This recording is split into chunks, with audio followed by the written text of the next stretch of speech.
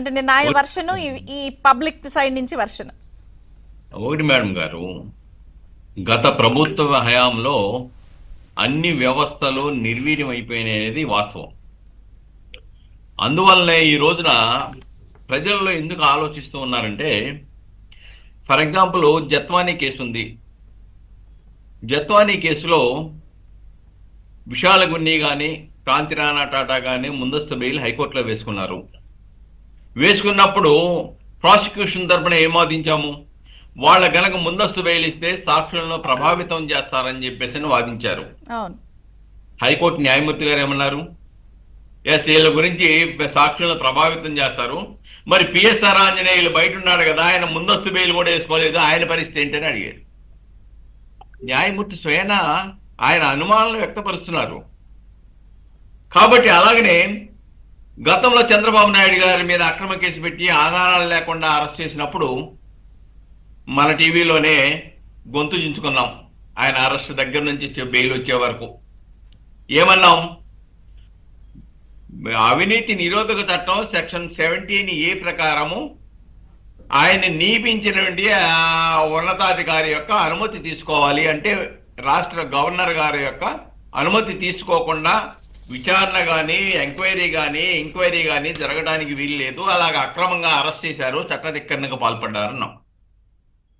ఈ రోజున రఘురామకృష్ణరాజు గారి దాంట్లో ముద్దాయిగా పెట్టారు, అనేక కేసుల్లో జగన్మోహన్ రెడ్డిని ముద్దాయిగా పెట్టారు, అనేక మంది మంత్రులు ముద్దాయిలుగా ఉన్నప్పుడు గవర్నర్కి ఇప్పటికి కూడా నాకు తెలిసినంత వరకు సెక్షన్ 17A అవినీతి నిరోధక చట్టం ప్రకారం అనుమతి తీసుకోవడానికి ఎందుకు ప్రయత్నం జరగటం లేదు అనేది ఇక్కడ ప్రజలు ఆలోచిస్తున్నారు, మాలాంటి వాళ్ళు ఆలోచిస్తా ఉన్నాం.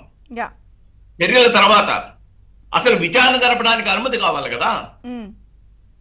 17A ప్రకారము అనేక అవినీతి కుంభకోణాలు ఆయన మీద మనం వైట్ పేపర్ రిలీజ్ చేశాము.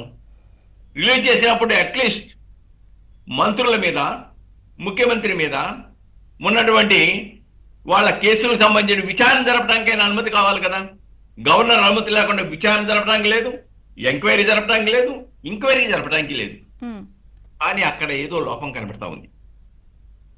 కాబట్టి విచారణ సంస్థలు ఏదైతే ఉన్నాయో, అంటే పెడుతున్న సెక్షన్స్ అవన్నీ పేలవంగానే ఉన్నాయా? ఒకటి మేడం గారు, గత ప్రభుత్వ హయాంలో కట్టినవి ఈవెన్ తెలుగుదేశం పార్టీ కార్యాలయం మీద కానీ, లేకపోతే చంద్రబాబు నాయుడు గారి ఇంటి మీద కానీ, దాడి సంఘటనల్లో కానీ కొన్ని కేసులు అసలు కట్టలేదు. గత సంవత్సర హయాంలో ఫిర్యాదు ఇస్తే మళ్ళీ తిరిగి ఏళ్ళ మీద కేసు కడతారని ఫిర్యాదులు ఇవ్వని సంఘటనలు చూసాము. ఒకటేంటంటే, ప్రభుత్వం మారిన తర్వాత, కూటమి ప్రభుత్వం అధికారంలోకి వచ్చిన తర్వాత ప్రాపర్ ఇన్వెస్టిగేషన్ చేసేసి గతంలో పేలవంగా ఉండే సెక్షన్లు పెట్టినవి ఈ రోజున ఇన్వెస్టిగేషన్ ద్వారా ఆధారాలు లభ్యం దాన్ని సెక్షన్ ఆఫ్ లా మార్చారు. అంతవరకు అభినందించదగ్గ విషయమే రీఇన్వెస్టిగేషన్ చేసి.